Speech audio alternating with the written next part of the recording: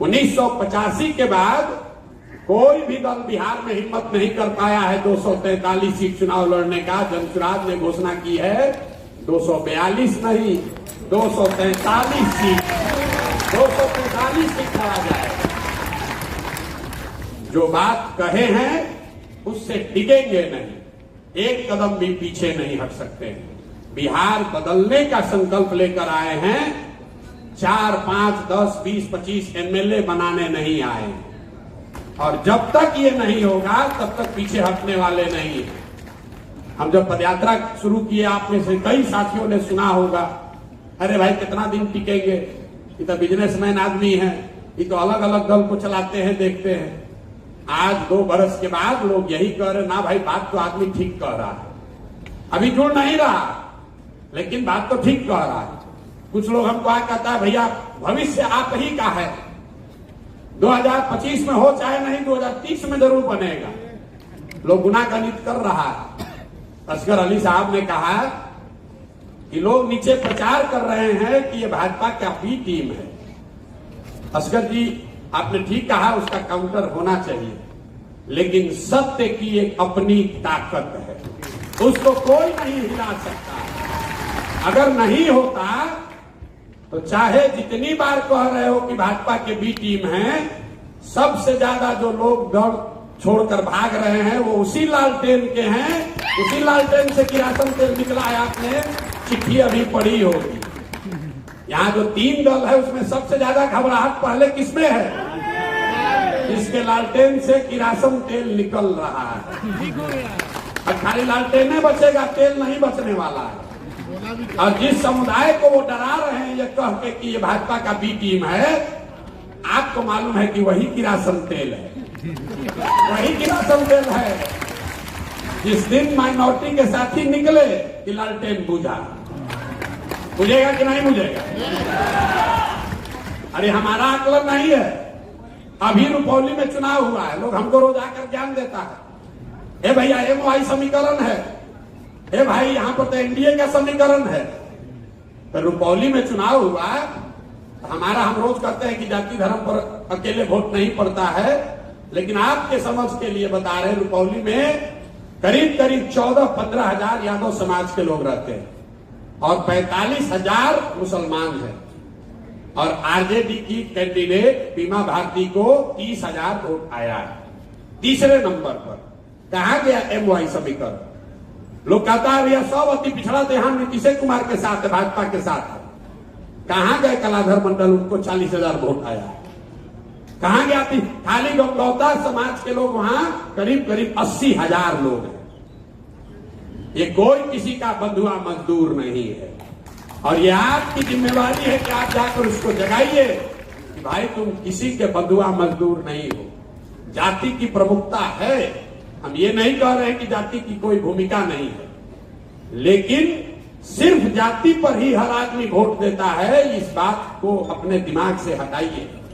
ये बात आपके हमारे मन में बैठा दी गई है उन लोगों के द्वारा जो चाहता है कि कोई नया आदमी आकर प्रयास ही न करे। भाई नीतीश जी के अपने जाति के कितने लोग बिहार में रहते हैं?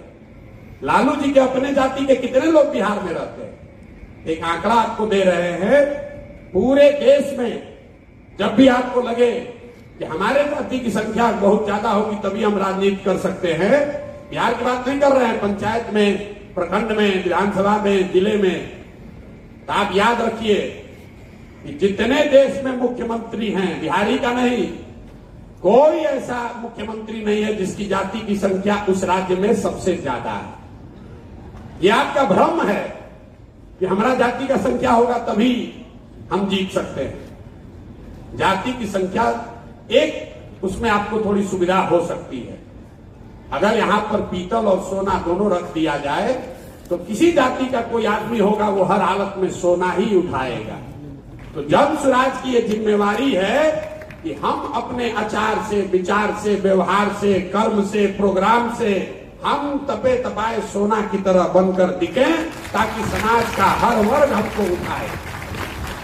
और अगर समाज हमको नहीं चुन रहा है, इसका मतलब है कि कहीं ना कहीं हमारे प्रयास में, हमारे विचार में, हमारे प्रयास में कमी रह गई। इसलिए हमको आपको और बेहतर करने की जरूरत है। अगर हम सोना बनकर दिखेंगे तो कोई समाज का आदमी हमें तिरस्कार नहीं करेगा।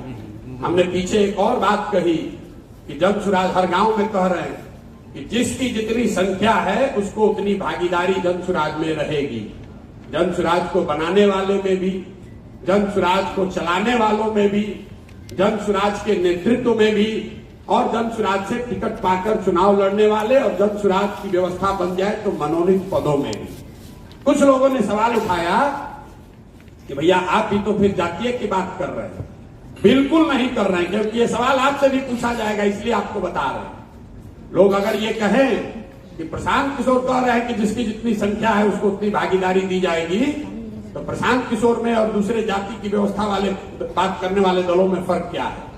फर्क ये है कि जन सुराज का ये मानना है कि हर समाज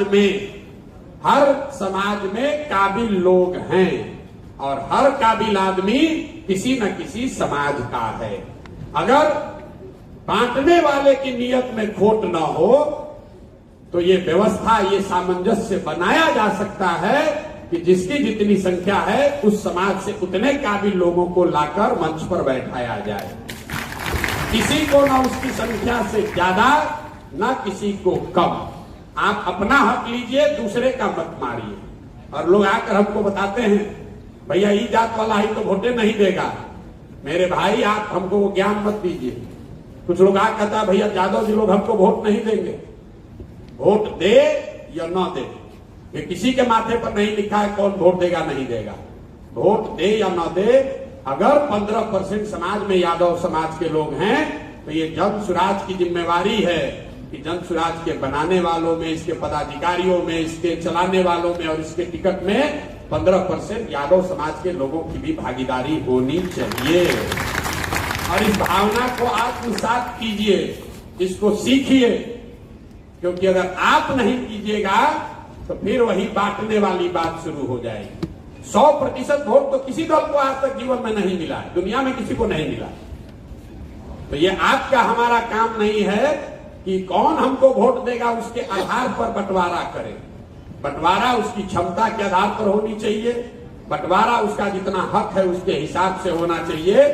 कौन वोट देगा कौन वोट नहीं देगा इसके आधार पर अगर बंटवारा न किया जाए तो समाज में ये व्यवस्था बनाई जा सकती है कि सभी वर्गों को उनकी क्षमता, उनकी संख्या के हिसाब से भागीदारी मिले।